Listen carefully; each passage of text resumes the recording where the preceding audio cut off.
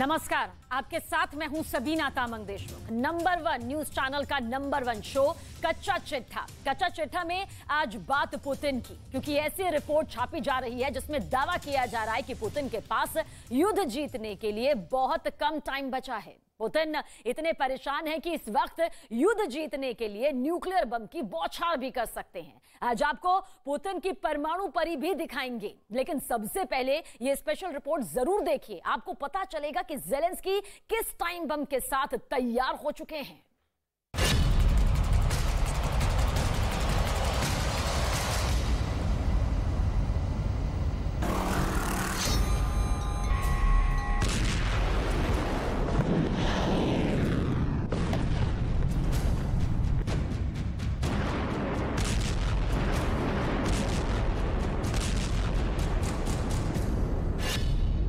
Atom bomb के धमाके से जंग खत्म कर सकते हैं पुतिन।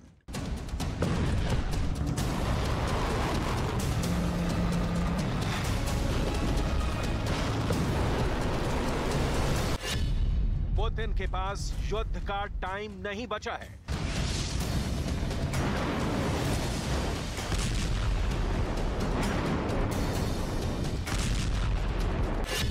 पुतिन इसलिए एटमी हथियार टेस्ट कर रहे हैं।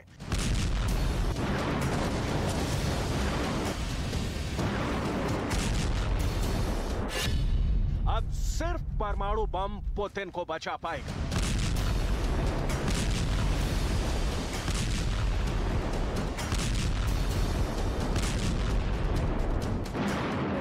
यूक्रेन युद्ध बेकाबू हो चुका है। बेहिसाब बारूद बरस रहा है।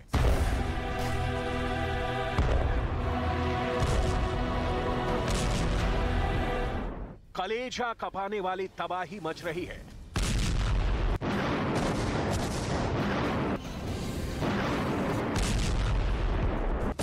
यूक्रेन के पलटवार ने युद्ध को आउट ऑफ कंट्रोल कर दिया है। यूक्रेन एक झटके में रूस के हजारों सैनिकों को मौत के घाट उतार रहा है।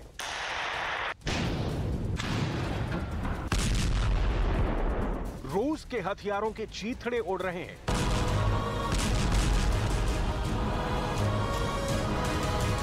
रूस कई फ्रंट से पीछे हट रहा है।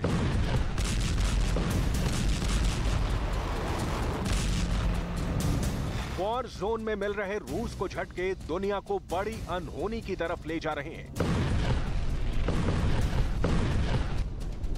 क्योंकि रूस का युद्ध में कब सब्र जवाब दे जाएगा, इसकी अब कोई गारंटी नहीं रह गई है।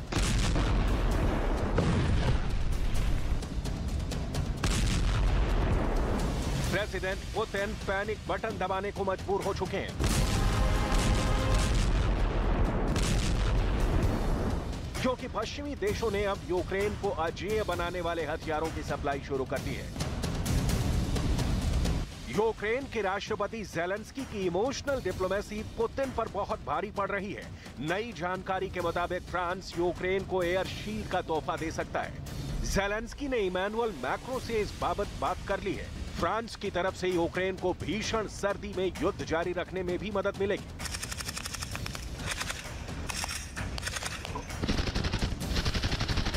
Говорив з президентом Франції Еммануелем Макроном, подякував йому за вже надану підтримку та поінформував про наші нагальні потреби, передусім в обороні. Повітряний щит для України має бути. Сьогодні це чітко прозвучало. Домовились провести дві дуже важливі події. Перша в грудні у Франції предметно щодо усіх викликів зими, від енергетики до фінансів, від зброї до захисту неба. А друга подія, щоб зібрати бізнес Франції, допомагати Україні. युद्ध के मैदान में मात खा रहे रूस के लिए यूक्रेन को मिल रही विदेशी मदद जख्म पर नमक छिड़कने का काम कर रही है। पुतिन पहले ही साफ कर चुके हैं कि यूक्रेन की जितनी मदद की जाएगी, युद्ध का दायरा उतना ही बढ़ता जाएगा।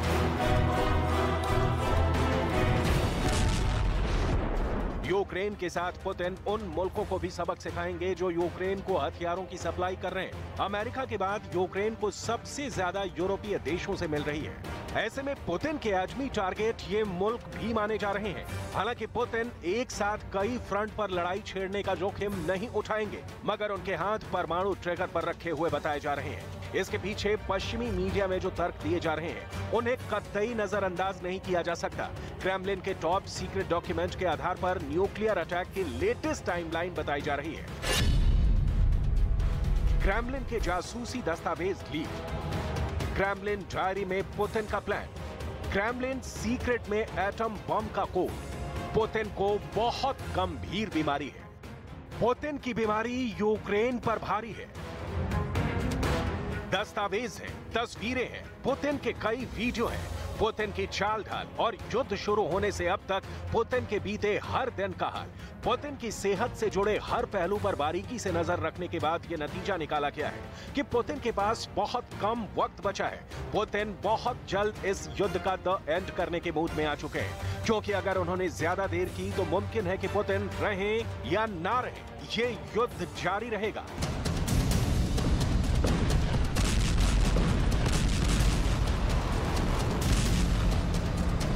हाल के दिनों में पुतिन की जिन तस्वीरों को सबसे अहम माना जा रहा है, उनकी एक झलक देखिए। तस्वीर नंबर 1।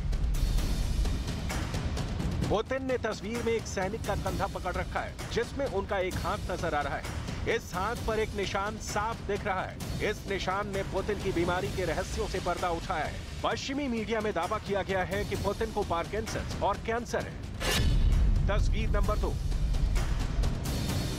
इस तस्वीर में पुतिन फ्रेम में अकेले दिख रहे हैं। उनके सामने दिख रहे माइक के करीब हैं, लेकिन उनके हाथ की उभरी नसें यहां भी साफ देखी जा सकती हैं।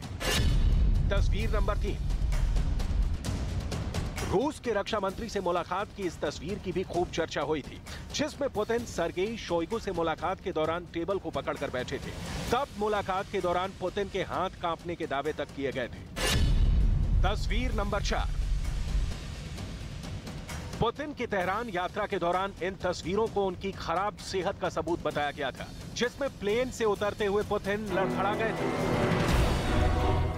माचो मैन पुतिन का कभी टेबल का सहारा लेना, कभी कुर्सी का पांव पकड़कर बैठे रहना, कभी पैरों के हिलाते रहने को उनकी बिगड़ी तबीयत से जोड़ा गया। पश्चिमी मीडिया के मुताबिक पुतिन को जिन गंभीर बीमारियों का रोगी बताया गया है, वो सब सच साबित हुआ है। पुतिन की जानलेवा बीमारियों की लिस्ट में कैंसर जैसा किलर भी है। इसकी तस्दीक क्रेमलिन से लीक हुए ईमेल से हुई है। लेकिन पुतिन की बीमारियों और उपचार की पहले भी खूब सुर्खियां बनी हैं, चर्चाएं होती रही हैं। उन्हें देखिए। अक्टूबर 2012 में एक दुर्घटना के बाद पुतिन की पीठ की सर्जरी का दावा किया गया था। रूस के अखबार वेदोमोस्ती ने पुतिन की मांसपेशियों में खिंचाव की खबर प्रकाशित की थी। साल 2015 में पुतिन के साथ हर यात्रा में 5 डॉक्टरों का पैनल चलने लगा था, जिसमें आगे चलकर 13 डॉक्टर कर दिए गए। नवंबर 2016 में पुतिन अचानक 6 दिन अंडरग्राउंड हो गए थे। तब उनको सोची के एक अस्पताल में 12 डॉक्टरों की निगरानी में रखा गया था। मई 2017 में पुतिन आइस हॉकी के एक मैच में गंभीर रूप से चोटिल हो गए थे। अगस्त 2017 में पुतिन के साथ सर्जन येवगेनी सेलियानोव को देखा गया, जिसके बाद पुतिन की थायराइड समस्या उजागर हुई थी। सर्जन येवगेनी सेलियानोव के बारे में बताया गया कि कैंसर स्पेशलिस्ट येवगेनी ने 35 बार पुतिन के कैंसर की जांच की। इसकी एक रसीद भी सामने आई थी, जिसमें इसकी डिटेल थी। इसके अलावा हेड नर्स ल्यूडमिला काडेनकोवा का नाम भी सामने आया, जिन्होंने लंबे समय तक पुतिन का इलाज किया। यूक्रेन से युद्ध शुरू होने के साथ पुतिन के खराब सेहत से जुड़े दावों की झड़ी लग गई। मई 2022 की शुरुआत में न्यू लाइन्स मैगजीन ने एक रूसी कारोबारी की रिकॉर्डिंग के आधार पर पुतिन को ब्लड कैंसर होने की रिपोर्ट छापी। मई 2022 में यूक्रेन मिलिट्री इंटेलिजेंस ने पुतिन के पैनक्रियाज में कैंसर का दावा किया। ब्रिटेन की खुफिया एजेंसी MI6 के जासूस रिचर्ड डियरलो ने पॉडकास्ट में 2022 के आखिर में पुतिन की मौत की आशंका जताई। इतना ही नहीं, रूस में मौजूद ब्रिटिश जासूस क्रिस्टोफर स्टील ने पुतिन के तेजी से बीमार होने का दावा किया। पुतिन की खराब सेहत के जितने दावे किए गए, यूक्रेन में रूस का आक्रमण उतना तेज होता गया। क्रेमलिन से तमाम दावों को खारिज भी किया गया, मगर नया दावा क्रेमलिन से लीक ईमेल के बिना पर किया गया है, जिसमें लिखा गया है पुतिन नियमित रूप से सभी प्रकार के भारी स्टेरॉयड और दर्द निवारक इंजेक्शन ले रहे हैं। पुतिन के पैनक्रियाज में कैंसर से उनकी जान बचाई जा सके। पुतिन को इंजेक्शन लेने में बहुत दर्द होता है, इंजेक्शन से उनके चेहरे पर सूजन और अन्य दुष्प्रभाव देखे जा सकते हैं। मगर रूस के इन दावों पर किसी को यकीन नहीं है। वजह है पुतिन की ये अवतार। पुतिन जैसे मार्चो लीडर जिनको दुनिया के सबसे फिट नेताओं में गिना जाता है, अगर पुतिन के बारे में दावा किया जाता है कि वो कैंसर से पीड़ित है, तो ये सवाल भी लोगों के मन में उठेंगे कि आखिर पुतिन इतने फिट कैसे हैं? पुतिन मार्शल आर्ट और जूडो कराटे में ब्लैक बेल्ट है। पुतिन शेर का शिकार करते हैं। पुतिन स्कूबा डाइविंग करते हैं। पुतिन घोड़े की सवारी करते हैं। पुतिन की स्टाइलिश चाल भी कम रहस्यमयी नहीं। पुतिन की वॉकिंग स्टाइल कुछ इस तरह है। पुतिन का दायां कंधा झुका होता है। पुतिन का बायां हाथ स्विंग होता है और बाएं पैर से पुतिन बहुत तेज चाल चलते हैं। इसलिए पुतिन की फिटनेस पर शक करना नासमझी होगी।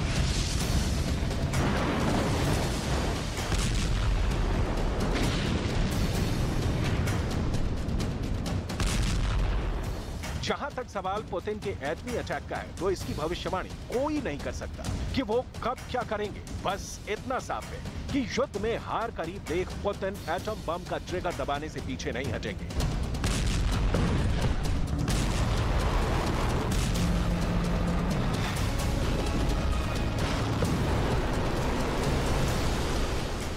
ऐसी धमकी उन्होंने खुद दी है। दुनिया ने देखा है कि पुतिन जो कहते हैं वो डेफिनेटली करते हैं।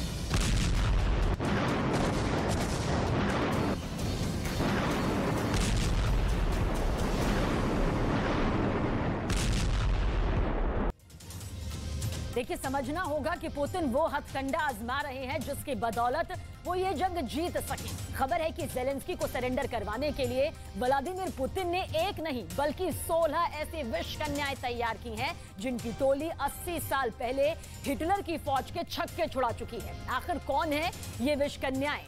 देखिए हमारी इस स्पेशल रिपोर्ट के जरिए।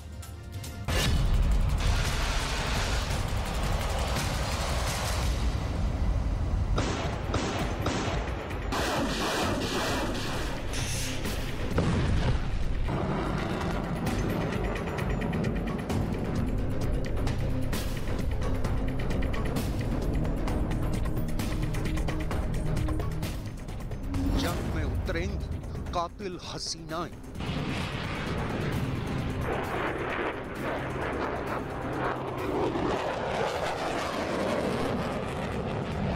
जंगे मैदान में कहर बरसाएंगी पुतिन की ब्यूटी ब्रिगेड।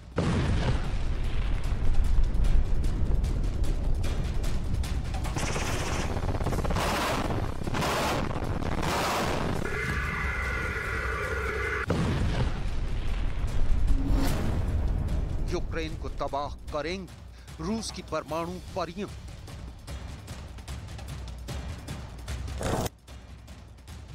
पुतिन की एंजल्स ऑफ डेथ। दरअसल 1 से लेकर 16 तक की इस गिनती में एक ऐसा राज छिपा है जिसके बारे में जानकर आप हैरान रह जाएंगे। और ये वो गिनती है जो यूक्रेन के राष्ट्रपति व्लादिमीर ज़ेलेंस्की के लिए एक बड़े सरदर्द का बायस बन सकती है। इससे पहले हम आपको रूस के राष्ट्रपति व्लादिमीर पुतिन के इस नए दांव से वाकिफ कराएं, उससे पहले इन तस्वीरों को गौर से देखिएगा। गहरे नीले रंग की ड्रेस में मार्च पास करती ये रूस की वो 16 चुनिंदा महिला पायलट हैं जिन्होंने बस अभी अभी अपनी ट्रेनिंग पूरी की है। दूसरे विश्व युद्ध के बाद ये पहला मौका है जब रूस की वायुसेना में एक बार फिर महिला पायलटों की भर्ती हुई है।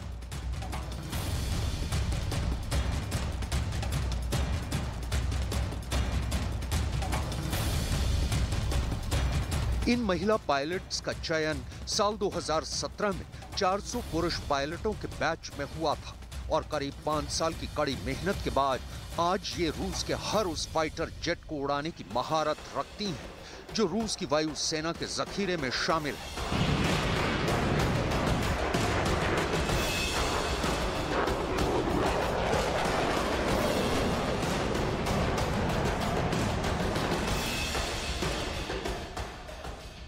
इतना ही नहीं, ये तमाम महिला पायलट रूस के न्यूक्लियर बॉम्बर्स को भी उड़ाने में माहिर हैं।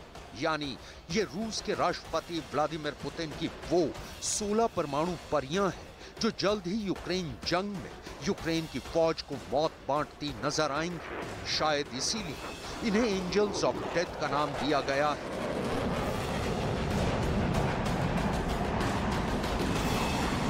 इन सभी महिला पायलट्स ने रूस के सिरोव हायर मिलिट्री एविएशन स्कूल से अपना कोर्स पूरा किया है और इनकी पासिंग आउट परेड यूक्रेन की सरहद के करीब रूस के शहर क्रास्नोदार में हुई।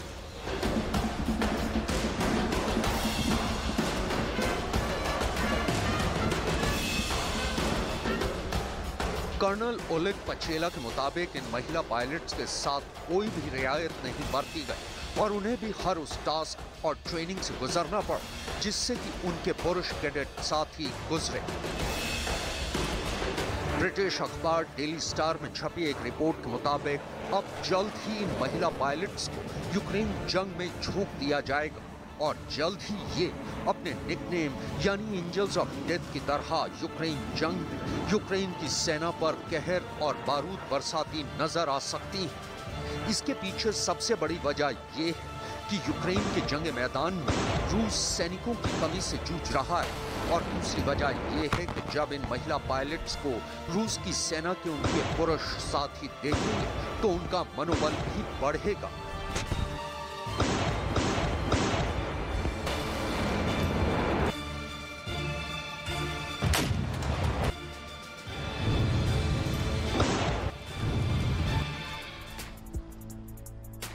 ये पहला मौका नहीं है जब महिलाओं को रूस की वायुसेना में शामिल किया गया है।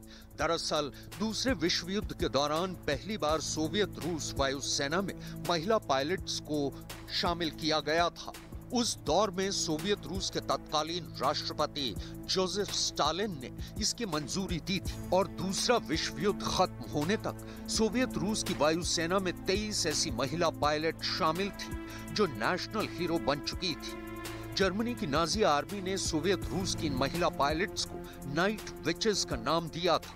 दरअसल ये तमाम महिला पायलट सोवियत रूस की वायुसेना की 588वीं नाइट बॉम्बर रेजिमेंट का हिस्सा थी। बाद में इस रेजिमेंट का नाम बदलकर 46 तमन गार्ड्स बॉम्बर रेजिमेंट रख दिया गया था। मारिना रस्कोवा ने सोवियत रूस की पहली महिला बॉम्बर रेजिमेंट की बुनियाद रखी थी। इसके साथ ही रूस दुनिया का वो पहला देश बना था जिसने जंग में महिलाओं को बतौर पायलट जर्मन फौज के खिलाफ लड़ने की इजाजत दी थी।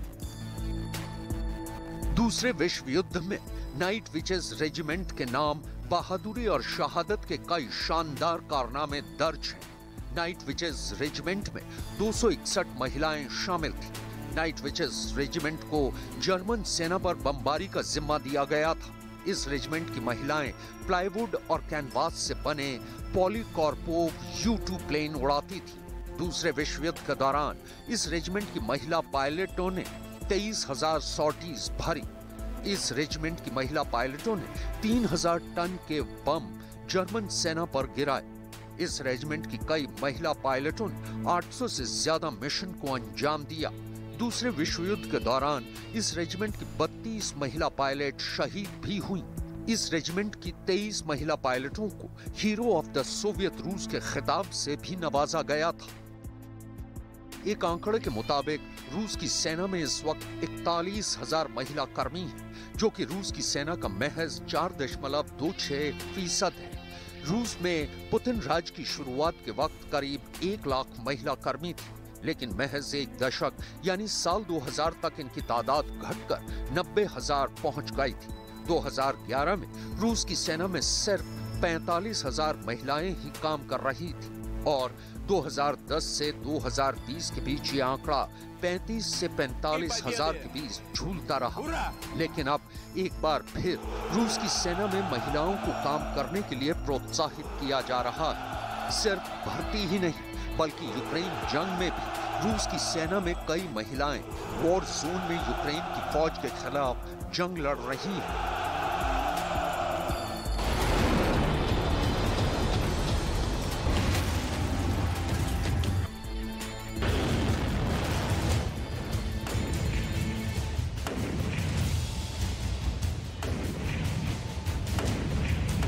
और इन्हीं में से एक थी वेलेंटीना गलातोवा। मई 2022 में 27 साल की वेलेंटीना की मारियोपोल की लड़ाई के दौरान मौत हो गई थी।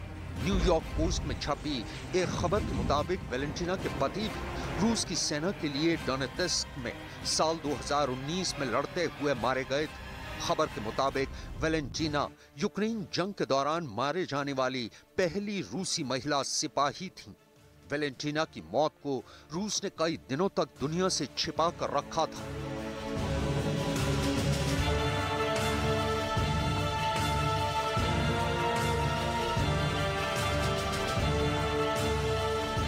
ये कॉर्पोरल अनास्तासिया सवित्स्काया की तस्वीर है। अनास्तासिया अब इस दुनिया में नहीं है। अनास्तासिया रूस की दूसरी महिला सैन्यकर्मी थी, जिनकी मौत जुलाई 2022 में यूक्रेन जंग के एक वॉर फ्रंट पर हुई थी। ब्रिटिश अखबार डेली मेल में छपी एक खबर के मुताबिक अनास्तासिया यूक्रेन जंग में अपनी मर्जी से शामिल हुई थी। 35 साल की अनास्तासिया 2 बच्चों की मां थी और उनके पति भी रूस की सेना में काम करते हैं। उनकी कंपनी के मुताबिक अनास्तासिया एक वॉर हीरो थी और जंग के दौरान उनके चेहरे पर किसी ने कभी भी डर की कोई शिकन तक नहीं देखी थी। उनके परिवार और दोस्तों के मुताबिक अनास्तासिया हमेशा से ही रूस की सेना के लिए काम करना चाहती थी। लिहाजा 18 साल की उम्र में वो रूस की सेना में शामिल हो गई थी। ये तस्वीर रूस की सेना की महिला अधिकारी लेफ्टिनेंट कर्नल ओल्गा काचुरा की है। अगस्त 2022 को यूक्रेन जंग के दौरान लेफ्टिनेंट कर्नल ओल्गा काचुरा की भी मौत हो गई थी। ब्रिटिश अखबार टेलीग्राफ में छपी एक खबर के मुताबिक ओल्गा यूक्रेन जंग के दौरान मरने वाली पहली महिला सैन्य अधिकारी थी। उनकी मौत डोनेत्स्क में एक मिसाइल हमले में हुई थी। 52 साल की ओल्गा उस वक्त डोनेत्स्क की मिलिशिया में बतौर कर्नल तैनात थी और एक यूनिट को कमांड कर रही थी। खबर के मुताबिक लेफ्टिनेंट कर्नल ओल्गा काचुरा को यूक्रेन के खिलाफ जंग लड़ना पसंद था और एक इंटरव्यू के दौरान उन्होंने इस बात को माना था कि उन्हें यूक्रेनी फौजियों पर गोली चलाना अच्छा लगता है। फिलहाल यूक्रेन जंग में रूस की सेना में कितनी महिला सैन्यकर्मी शामिल हैं, रूस ने आधिकारिक तौर पर इसके बारे में कोई बयान नहीं दिया। फिलहाल दुनिया रूस की वायुसेना में शामिल होने वाली उन 16 महिला पायलटों को देख रही है, जिनके बारे में ये कहा जा रहा है कि राष्ट्रपति पुतिन जल्द ही उन्हें यूक्रेन के वॉर फ्रंट पर तैनात कर सकते हैं। С праздником вас! С Днем Великой Победы! Ура!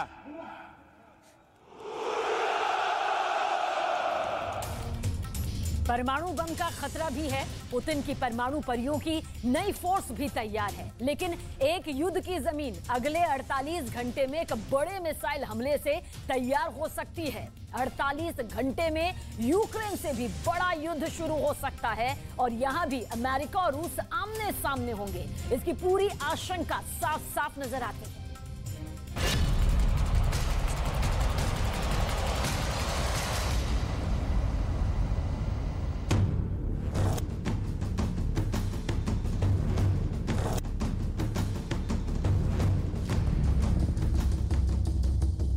इन तस्वीरों ने पूरे पश्चिम एशिया में खलबली मचा दी है।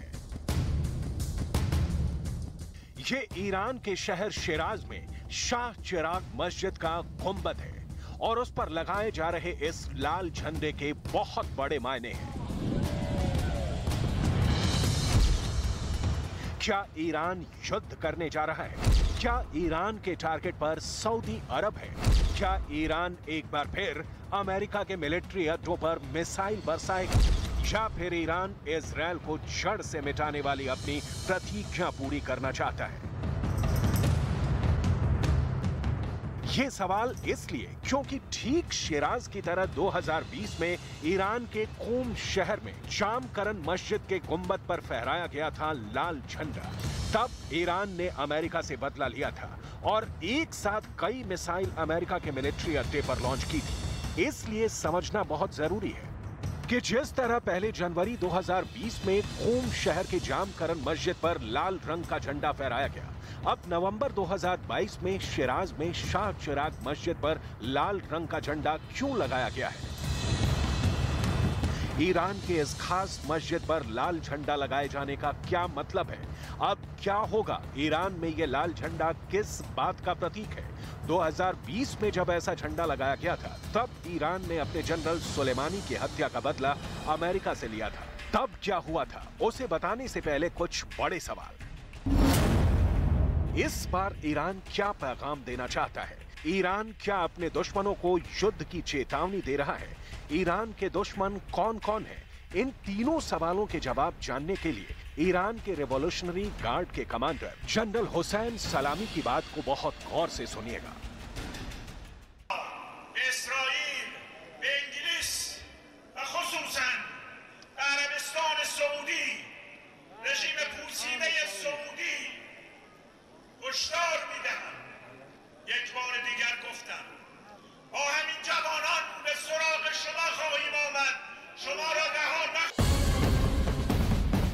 ईरान के जनरल हुसैन सलामी की चेतावनी 4 देशों के लिए है: अमेरिका, इजराइल, ब्रिटेन और सऊदी अरब। और इन सभी को यह धमकी खुल्लम खुल्ला दी गई है। ईरान क्यों गुस्सा है? ईरान क्यों हमले की वार्निंग दे रहा है? ईरान के इस धमकी के बाद अमेरिका क्यों सहमा हुआ है? क्योंकि अमेरिका के विदेश विभाग ने सऊदी अरब को लेकर एक बड़ा अलर्ट जारी कर दिया है। Concerned about the threat picture, we are in constant contact through military, diplomatic, intelligence channels with the Saudis, and we won't hesitate to act in defense of our interests and our partners in the region. America बता रहा है कि Saudi अरब को खतरा है और इस वक्त पूरी दुनिया की मीडिया में भी इसी बात की चर्चा हो रही है।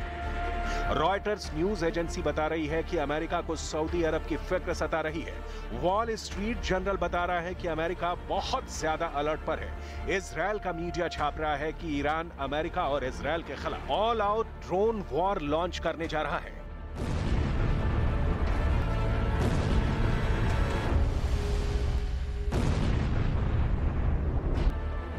ईरान के शिराज की ये सीसीटीवी फुटेज देखिए, जब शाह चिराग मस्जिद पर आतंकी हमला हुआ था। यह आतंकी AK-47 से गोलियों की बौछार कर रहा था। इस हमले में 13 लोगों की मौत हुई थी, जिसमें कई बच्चे थे।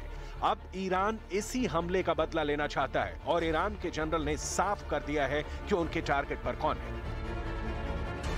عرض 4 دقیقه تعداد 13 نفر انسان‌های بیگناه از کودک، زن، پیرمرد رو به گلوله بسته به شهادت رسوند. 21 نفر رو هم مجروح کرد که توسط واحدهای عمل کننده کمتر از 4 دقیقه مورد اصابت قرار گرفت و از عملیات باز موند. 143 گلوله शिराज में हुए आतंकी हमले की जिम्मेदारी आईसिस ने ली है। ईरान का दावा है कि ऐसे आतंकी संगठनों को सऊदी अरब और इजराइल से मदद मिलती रही है।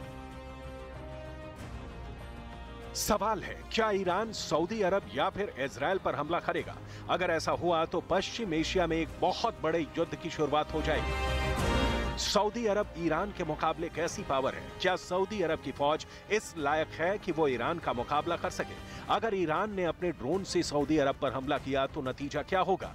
क्या युद्ध में सऊदी अरब ईरान को टक्कर दे पाएगा?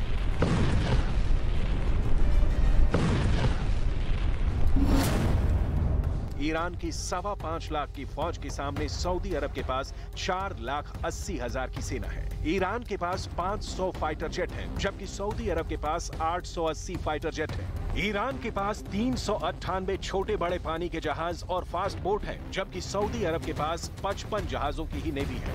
ईरान के पास 3,700 टैंक है, सऊदी अरब के पास 1,000 ही टैंक है, लेकिन दोनों के बीच समंदर भी है,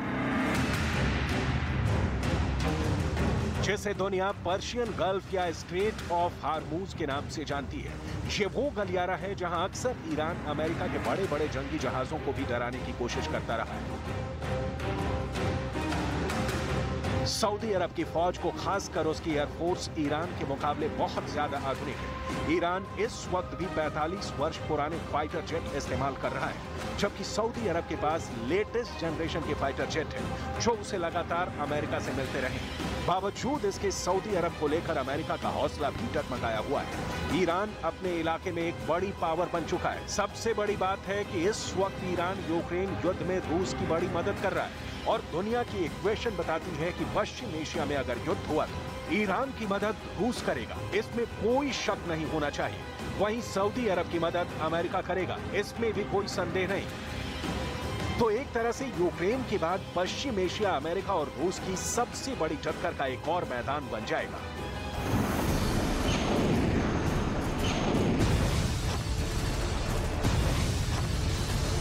ईरान क्या वाकई शिराज में हुए आतंकी हमले का बदला लेगा?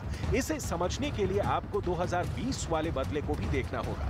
इसलिए एक बार फिर आपको ले चलते हैं जनवरी 2020 में, जब जनरल कासिम सुलेमानी की हत्या के बाद ईरान ने अमेरिका से बदला लिया था। जनरल सुलेमानी की हत्या बगदाद में की गई थी, जब 3 जनवरी 2020 को अमेरिका के एक ड्रोन हमले में उनकी जान ली गई। ये सब अमेरिका के तत्कालीन राष्ट्रपति डोनाल्ड ट्रंप की मंजूरी के बाद हुआ था। ईरान ने इसके लिए अमेरिका और इस्राइल दोनों को जिम्मेदार ठहराया था। ये ईरान के खिलाफ हुए टारगेट किलिंग में सबसे बड़ा हमला था। ईरान ने इसका बदला भी लिया जब उसने इराक में मौजूद अमेरिका के एक मिलिट्री अड्डे पर कई मिसाइलों से हमला किया था। यानी ईरान के खिलाफ ऐसे हमले का जवाब जरूर मिलेगा, ये ईरान ने बता दिया था। ईरान में चल रही मौजूदा उठापटक में भी अमेरिका, इजराइल और सऊदी अरब का हाथ बताया जा रहा है, चाहे वो हिजाब के खिलाफ विरोध में हिंसा हो या फिर शिराज में हुआ आतंकी हमला। تشکر میکنیم از تمام مردم دنیا که ابراز همدردی کردن و یه تذکر هم میدیم به کسانی که چشاشونو میبندن از انسانیت دور میشن. قطعا بدونید با بالاترین قوا با اینها برخورد خواهیم کرد. ما جانمون میدیم که مردممون احساس آرامش. इस हमले के बाद का खौफ कैसा था वो बहुत ध्यान से समझिएगा। ईरान ने अपनी फतह 110 मिसाइल से कई हमले किए और अमेरिका उन्हें रोकने में पूरी तरह फेल साबित रहा। 8 जनवरी 2020 को ईरान ने जब इराक में अमेरिका के 2 मिलिट्री बेस पर हमला किया, ये उसकी सैटेलाइट तस्वीरें हैं। ईरान ने चुन चुन कर अमेरिका के अड्डों को तबाह किया था। कई हैंगर, कई कमांड कंट्रोल सेंटर पूरी तरह तबाह हो गए थे। अमेरिका को हमले की जानकारी तो मिल गई थी, इसीलिए उसके सैनिक आसपास अंडरग्राउंड हो गए थे। लेकिन अमेरिका के एयर डिफेंस सिस्टम ईरान की फतह 110 मिसाइल को रोकने में नाकाम रहे थे। ईरान ने ऐसी करीब 20 मिसाइल दागी थी। ये जहां गिरी वहां ऐसे ऐसे गड्ढे बने और 100 से ज्यादा अमेरिकी सैनिकों को धमाकों से गहरा सदमा पहुंचा था। इस बार भी अमेरिका का दावा है कि उसके पास ऐसी खुफिया जानकारी है जिसमें अमेरिका के नागरिकों को टारगेट किया जा सकता है। You have information that is precise, that is credible, that could potentially pose a threat to the American citizen community. Of course, we will follow all obligations under that policy. लेकिन इस बार America Iran के direct target पर होगा, कहना मुश्किल है। ना ही Britain के अड्डों पर ईरान की नजर टेढ़ी होगी। इस लिहाज से ईरान के इलाके में 2 सबसे बड़े दुश्मन ही हैं। पहला है सऊदी अरब और दूसरा है इजराइल। शिराज में हुए आतंकी हमले के बाद ईरान की पब्लिक भी चाहती है कि बदला लिया जाए। فتنه‌گرای داخلی و آشوبگرای داخلی هیچ صدمه‌ای نمیتونن به این انقلاب برسونن. این انقلاب به این راحتی به دست نمیاد که به این راحتی از دست بره. ما ملت شهادتیم و از شهادت هم هراسی نداریم، نگران این نیستیم. هر چقدر به ایران صدمه بزنن. इजराइल के खिलाफ ईरान के सबसे बड़े समर्थक 2 मिलिशिया हैं। पहला है फिलिस्तीन का हमला और दूसरा है लेबनान का मिलिशिया हिजबुल्लाह। जबकि सऊदी अरब के अंदर टारगेट को निपटाने के लिए ईरान हूथी विद्रोहियों की मदद ले सकता है। ऐसा पहले भी आरोप लगा है जब 2019 में सऊदी अरब की तेल रिफाइनरी पर हूथी विद्रोहियों ने ड्रोन लॉन्च किए थे। तब पूरी दुनिया में तेल के दामों में अचानक खलबली मच गई थी और कहा जा रहा था कि तेल की सप्लाई लंबे वक्त तक बाधित हो सकती है। तब भी ऐसी रिपोर्ट आई थी कि ईरान ने अपने शाहिद 136 जैसे आत्मघाती ड्रोन इस्तेमाल किए थे। शाहिद 136 वो ड्रोन है जिन्होंने ज़ेलेंस्की को भी बुरी तरह डरा दिया है और वो तो अब इस ड्रोन की लाश के साथ यानी गिराए गए ड्रोन के साथ वीडियो रिलीज कर रहे हैं। Дякую вартовим нашого неба. Також дякую всім, хто долучився до збору коштів на ловців ось таких шахедів. Лише на платформі United24 це 665 тисяч людей з 70 країн світу. Спільними силами ми неодмінно будемо підрізати крила всім металевим потворам, скільки би і звідки би їх не летіло в напрямку України. शाहिद 136 ने पूरे यूक्रेन में ज़ेलेंस्की की बाजी पलट दी है। अब उसकी लाश ज़ेलेंस्की के कदमों पर पड़ी है और ज़ेलेंस्की एक बार फिर पुतिन को चैलेंज कर रहे हैं। ज़ेलेंस्की ललकार रहे हैं कि जितने हिटमैन रूस भेजेगा उनका यही हश्र होगा। ये पुतिन के हिटमैन को चुन चुन कर खत्म करने का खुल्लम खुल्ला वाला चैलेंज है। पुतिन के हिटमैन की लाश ज़ेलेंस्की इसी तरह पूरी दुनिया को दिखाना चाहते हैं, लेकिन अब यही हिटमैन सऊदी अरब और अमेरिका के डर की बड़ी वजह बन चुका है। На 30 дронів захисники нашого неба не допустили прориву стерв'ятників ворога глиб країни і приземлили 23 шахеда. Крім цього, перетворено на металобрухт керовану авіаційну ракету Х-59, 2 ударних вертольоти К-52. शाहिद 136 वाकई बहुत खतरनाक ड्रोन है जो अकेले हमला नहीं करता बल्कि एक साथ कई ड्रोन लॉन्च किए जाते हैं। ये आत्मघाती ड्रोन है। इन्हें ईरान का कामिकाज़े ड्रोन कहा जाता है जो यूक्रेन की पोजीशन पर अटैक कर रहे हैं। देखा जाए तो ईरान अब सीधे तौर पर नहीं तो एक अलग मोर्चे पर अमेरिका को सबक सिखाना चाहता है और इसीलिए उसने अपनी ड्रोन वाली ताकत रूस को दी है। जब ड्रोन से अटैक होता है तो आसमान से तबाही बरसती है। यह इसका ओरिजिनल वीडियो है, लेकिन इस बार ईरान की नई मिसाइल जो यूक्रेन को लेकर भी चर्चा में है, उसे लेकर डर बहुत ज्यादा है। ये है फतह 110 मिसाइल। कहा जा रहा है कि ईरान अब ये मिसाइल रूस को भी सप्लाई करने जा रहा है। ऐसा दावा अमेरिका का भी है, इसलिए इस मिसाइल की बहुत ही बारीक बातें आपको बताते हैं।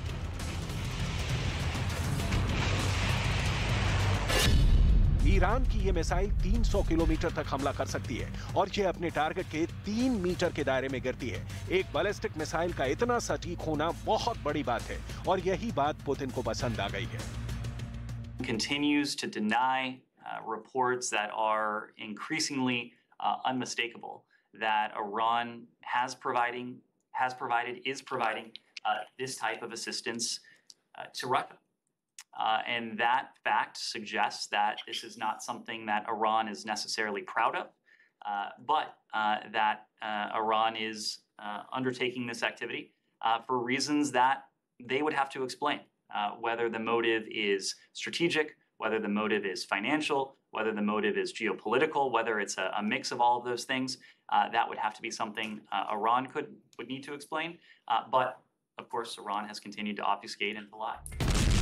ईरान अपने हथियारों को यूक्रेन में भी आजमा चुका है और अब वो इसके साथ सऊदी अरब को भी चैलेंज कर रहा है। पश्चिम एशिया में इस वक्त युद्ध जैसे हालात बन चुके हैं और अगर ये युद्ध भड़का तो देर सवेर अमेरिका और रूस की भी इसमें एंट्री होगी और तब ये एक और महायुद्ध की शक्ल अख्तियार कर लेगा जिसकी आंच से पूरी दुनिया जलेगी, क्योंकि ये वो इलाका है जहां से पूरी दुनिया को तेल की सप्लाई होती है।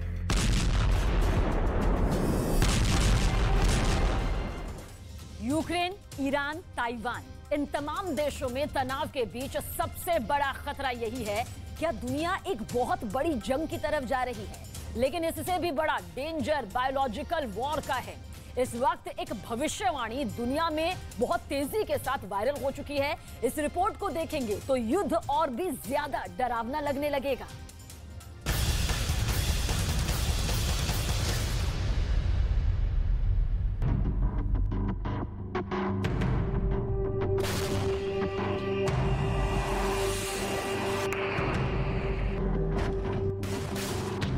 (9/11) की सटीक भविष्यवाणी।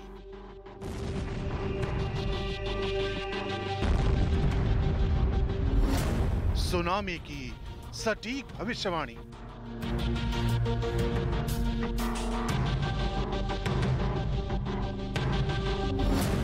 ओबामा के राष्ट्रपति बनने की भविष्यवाणी।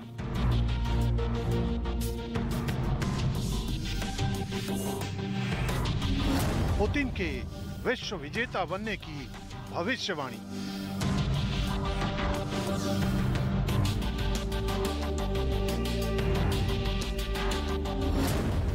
और अब बायोलॉजिकल वेपन के इस्तेमाल की भविष्यवाणी।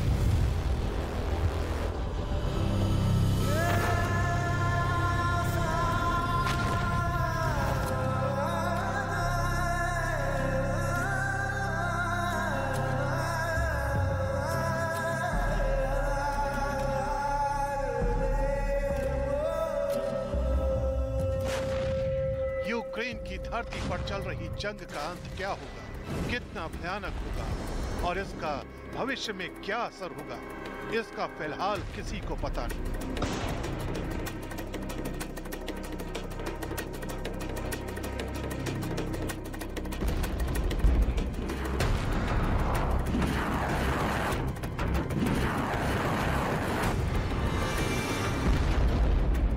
लेकिन सालों पहले दुनिया को अलविदा कह चुकी भविष्यवक्ता बाबा वेंगा को शायद सब पता है, क्योंकि रूस और यूक्रेन के बीच चल रही इस जंग के बीच बाबा वेंगा की एक और भविष्यवाणी का जिक्र किया जा रहा है। बाबा वेंगा की इस नई भविष्यवाणी के मुताबिक 2023 में बायोलॉजिकल वेपन का इस्तेमाल होने वाला है। एक बड़ा देश छोटे देश पर जैविक हथियारों का इस्तेमाल करने वाला है। यानी बाबा वेंगा की भविष्यवाणी की माने तो बिना किसी बारूदी धमाके के दुनिया में तबाही की तैयारी चल रही है, क्योंकि जैविक हथियार यानी बायोलॉजिकल वेपन एक ऐसा हथियार है जो बिना धमाके के किसी भी देश को तबाह कर सकते हैं। मतलब ये कि जब बैक्टीरिया और वायरस का इस्तेमाल जानबूझकर इंसानों में इन्फेक्शन फैलाने के लिए किया जाता है तो इसे जैविक हथियार कहते हैं। जैविक हथियार कम समय में बहुत बड़े इलाके में तबाही मचा सकते हैं। ये लोगों में ऐसी बीमारियां पैदा कर देते हैं कि वो या तो मरने लगते हैं या दिव्यांग हो जाते हैं या फिर दिमागी तौर पर बीमार हो जाते हैं।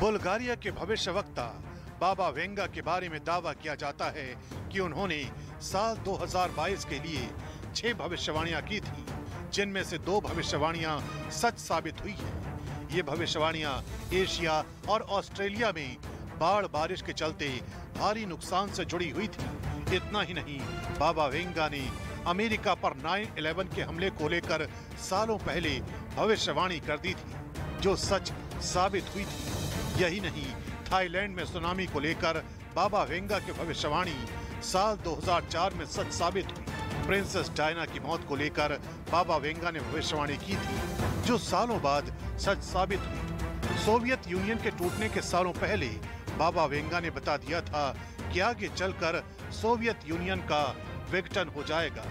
इसके अलावा बाबा वेंगा ने बताया था कि अमेरिका के 44वें राष्ट्रपति अफ्रीकी अमेरिकी मूल के होंगे। उनकी ये भविष्यवाणी भी सच साबित हुई थी।